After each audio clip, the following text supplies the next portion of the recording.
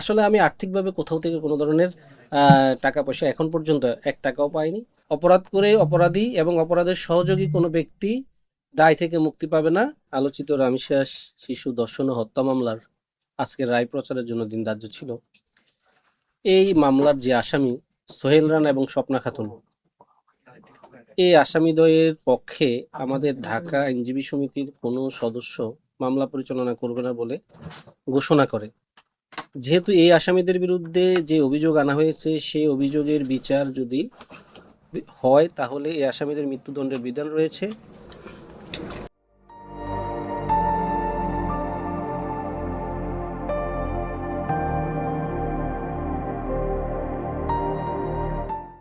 এখন মৃত্যুদণ্ডের বিধান রয়েছে এমন মামলার বিচার কার্য নিষ্পত্তি করতে গেলে আমাদের সংবিধান, আমাদের ফৌজদারি আইন এবং আন্তর্জাতিক মানবাধিকার আইন, আন্তর্জাতিক ফৌজদারি আইনের বিধান রয়েছে। অবশ্যই এই আসামিদেরকে আত্মপক্ষ সমর্থন করার সুযোগ দিতে হবে, অর্থাৎ তারা নির্দোষ কিনা তারা সেটা তাদের সাক্ষ্য প্রমাণ দিয়ে বলার সুযোগ দিতে হবে।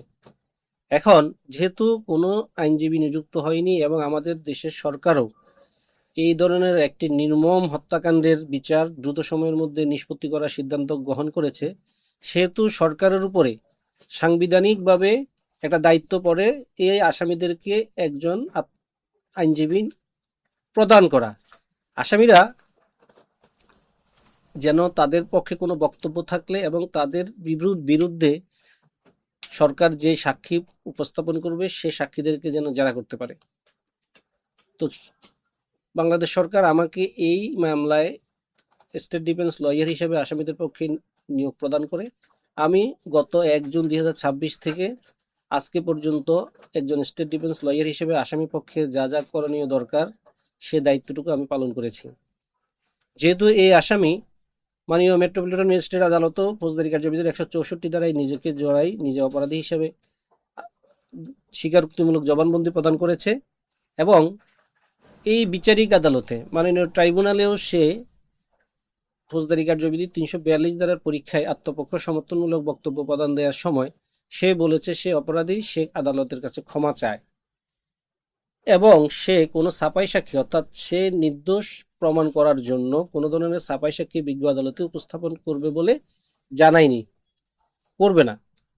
এখন বিজ্ঞ আদালতে সে যেহেতু এই মামলায় নিজে অপরাধী বলে ক্ষমা চেয়েছে এবং কোনো ছাপাই সাক্ষী উপস্থাপন করেনি, সেহেতু এই মামলায় যে আজকে রায় হয়েছে তার মৃত্যুদণ্ড এবং সোহেল রানার মৃত্যুদণ্ড ৫ লক্ষ টাকা অর্থদণ্ড এবং তার স্ত্রী স্বপ্না খাতুনের মৃত্যুদণ্ড এবং ২ লক্ষ টাকা অর্থদণ্ড যে প্রদানের রায় দিয়েছে, আমি মনে করি এই রায় ন্যায় বিচার নিশ্চিত হয়েছে।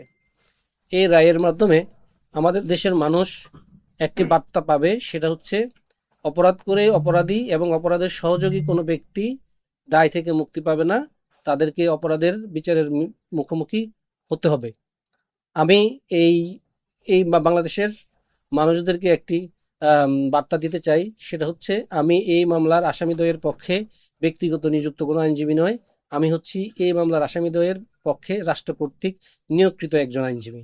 আপনারা শুনেছেন মাননীয় বিচারিক আদালত একটা কথা বলেছেন, সেটা হচ্ছে এই টাকা অর্থাৎ অর্থদণ্ডের টাকাটি আদায়ের জন্য জেলা কালেক্টরকে নির্দেশ প্রদান করেছেন। জেলা কালেক্টর তারা যদি নিজেরা পরিশোধ না করে তাহলে তাদের স্থাবর অস্থাবর সম্পত্তি ক্রয় করে বিক্রয় করে এই টাকা আদায় করে দেওয়ার জন্য মাননীয় বিচারিক আদালত মাননীয় জেলা কালেক্টরকে নির্দেশ প্রদান করেছেন। সুতরাং তাদের নগদ কোনো টাকা না থাকলে বা তারা নিজেরা যদি স্বপ্রণোদিত হয়ে যদি এই টাকা না দেয়, রাষ্ট্রই তাদের কোনো স্থাবর অস্থাবর সম্পত্তি বাংলাদেশের টেরিটরির মধ্যে যদি থাকে সেটা খুঁজে বের করবে, বের করে সেগুলো আদালত নিলামে বিক্রি করে এই টাকা আদায় করার চেষ্টা করবে। আমাকে এই মামলায় আজকের পর্যন্ত অর্থাৎ আজকের দিন পর্যন্ত দায়িত্ব প্রদান করেছে। এখন এই রায় কার্যকর করার জন্য বাকি প্রসিডিউর, বাকি পদ্ধতি বাংলাদেশের সরকার এবং এই আসামির উপরে নির্ভর করে। এই আসামি যদি আপিল করে করবে, আর এই আসামি যদি আপিল না করে এই ক্ষেত্রেও সরকারকেই করতে হবে, কারণ জেল আপিল করা লাগবে, যে সে না করলে তার পক্ষে সরকার আপিলের ব্যবস্থা করবে। এই মৃত্যুদণ্ড অনুমোদনের জন্য অবশ্যই আমাদের ফৌজদারি আইনে বলা আছে মৃত্যুদণ্ডটা হাইকোর্টের অনুমোদন নিতে হবে। এটি অতি দ্রুত সময়ের মধ্যে হাইকোর্টের অনুমোদনের জন্য পাঠানো হবে। হাইকোর্ট এরপরে ডেথ রেফারেন্স শুনানি হবে, আপিল হবে, তখন শুনানি অন্তে দ্রুত রায় কার্যকর হবে। সর্বনিম্ন কতদিন থাকতে পারে, হতে পারে কোনো এটা আইডিয়া কি আসলে আছে? আমি আমি যতদূর শুনেছি আমাদের মাননীয় আইনমন্ত্রী বললেন, অ্যাটর্নি জেনারেল স্যারও বললেন যে হয়তোবা আলাদা কোনো বিশেষ বেঞ্চ গঠন করে এই ধরনের চাঞ্চল্যকর মামলাগুলো শুনানি হবে। সেক্ষেত্রে বিচারিক আদালতও যেহেতু নজির স্থাপন হয়েছে, উচ্চ আদালতও নজির স্থাপন হওয়ার সম্ভাবনা আছে। দেখেন, এই এই মামলার পরিচালনা আমি যখন দায়িত্বভার গ্রহণ করেছি, তখন দেশের একাংশের মানুষ মনে করছে এই আসামিরা আমাকে অনেক টাকা পয়সা দিয়ে আর্থিকভাবে মানে টাকা পয়সা প্রদান করেছে। আসলে আমি আর্থিকভাবে কোথাও থেকে কোনো ধরনের টাকা পয়সা এখন পর্যন্ত 1 টাকাও পাইনি। আমার যেহেতু আজকে পর্যন্ত দায়িত্ব ছিল, রাষ্ট্র আমাকে হয়তো একটা সম্মানী দিবে বিধি অনুযায়ী। অন্যান্য মামলায় স্টেট ডিফেন্স যেভাবে সম্মানী পাই, সেটা আমার এই আর্থিকভাবে পাওয়া না পাওয়ার বিষয়টুকু এইটুকু।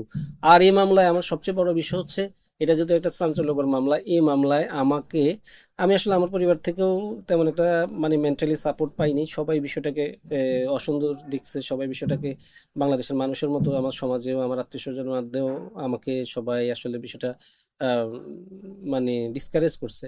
তবে সবচেয়ে একটা বিষয় না বললেই নয়, আমার সহকর্মী, আমার বন্ধু সাইফুল আনোয়ার শুরু থেকে শেষ পর্যন্ত আজকের দিন পর্যন্ত মেন্টালি আমাকে যাকে সাপোর্ট এবং আইনগত দিক দিয়ে মামলার বিচার কার্য পরিচালনার জন্য সকল যে আইনগত দিক বুদ্ধি পরামর্শ দিয়ে, আইনগতভাবে পরামর্শ দিয়ে শুরু থেকে আজকে পর্যন্ত আমার সাথেই ছিল। আমি তার প্রতি এই জন্য বিশেষভাবে ধন্যবাদ জ্ঞাপন করছি। কখনো এই 7 দিন আপনি কোনো লাইফ থ্রেট পেয়েছেন কি? হ্যাঁ, অনেক পেয়েছি। কিরকম ছিল, ফোনে বা হোয়াটসঅ্যাপে বা কি? হ্যাঁ, অনেকে ফোনে বলেছে, মেসেঞ্জারে বলেছে, হোয়াটসঅ্যাপে বলেছে, আর পাবলিক প্লেসে তো বলেছে। ইউটিউব, তারপর আপনার ইনস্টাগ্রাম, এরপরে টিকটক, ফেসবুকে তো এটা আপনারা জানেন যে মানে যেখানে পাবে আমাকে সেখানে এই করবে সেই করবে, আমার মেয়েকে করবে, ছেলেকে করবে, ফ্যামিলি মেম্বারের সাথে। আমার ফ্যামিলির সদস্যরা মূলত এই কারণেই এই বিষয়টা অপছন্দ করেছে বা মেনে নিতে পারছে না যে মানে এখন আমরা পুরো ফ্যামিলিটাই একটা থ্রেটের মধ্যে আছি। রাষ্ট্র যদি আপনাকে নিয়োগ করে, সেক্ষেত্রে একজন আইনজীবী হিসেবে এটা না করার সুযোগ আছে কিনা আসলে আমরা জানতে চাই। হ্যাঁ, অবশ্যই সুযোগ আছে। আমি যদি না চাই, রাষ্ট্র তো আমাকে জোর করে বাধ্য করতে পারবে না। রাষ্ট্র চেয়েছে, আমিও চিন্তা করেছি ন্যায় বিচার প্রতিষ্ঠা হওয়ার জন্য যেহেতু একজন আইনজীবী লাগবে, তাহলে রাষ্ট্রের সাথে এই ন্যায় বিচার প্রতিষ্ঠায় আমি একজন শরিক হতে চাই, আমিও ইতিহাসের একটা সাক্ষী হতে চেয়েছিলাম। একটু বুঝিয়ে বলবেন, আপনি যদি না দাঁড়াতেন, কেউ যদি না দাঁড়াতো, কেউ না তাহলে কি দাঁড়াতো, হতো? আমি যদি না দাঁড়াতাম এবং কেউ যদি না দাঁড়াতো, তাহলে এই মামলার বিচার কাজ আরম্ভ করা যেত না। আর বিচার কাজ আরম্ভ যদি নাই করা যেত, তাহলে এই যে 4 দিনে 4 কার্য দিবসে এই মামলা নিষ্পত্তি করা যেত না। যেহেতু আমি দাঁড়িয়েছি, অথবা অন্য কেউ যদি দাঁড়াইতো, তাহলেই আজকের 4 দিনের যে বিচারের নজির বাংলাদেশের মানুষজন দেখছেন, সেটা দেখতে পাইতেন। আর যদি কেউ যদি না দাঁড়াইতো, তাহলে এই 4 দিনে বিচার কাজ নিষ্পত্তি হওয়া এটা আমরা সম্ভব হতো না। আমাদের মাধ্যমে আপনি একটু কি যারা ম্যাস পিপল আছে এদেরকে একটু একটা কোনো বার্তা দিবেন কিনা আসলে যে আইনটা সম্পর্কে?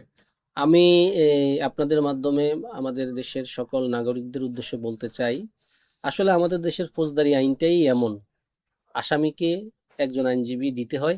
অর্থাৎ একটা ফৌজদারি মামলার বিচার কাজ করার জন্য একজন বিচারক, বাদীপক্ষের একজন আইনজীবী, আসামি পক্ষের একজন আইনজীবী, এটা বাধ্যবাধকতা। অর্থাৎ আপনার যেমন চোখ না থাকলে দেখবেন না, আবার শুধু চোখ থাকলেও হবে না, পা থাকতে হবে, হাঁটতে হবে, আবার ব্রেন ঠিক থাকতে হবে আপনার, যেন আপনি ব্রেন অনুযায়ী ভালো মন্দ বুঝতে পারেন। অর্থাৎ একটা বিচার কার্য অনুষ্ঠান করার জন্য অবশ্যই একজন বিচারক এবং আসামি এবং বাদী পক্ষে আইনজীবী প্রয়োজন। এটা বাধ্যবাধকতা ছিল, বিদায় এটা হয়েছে।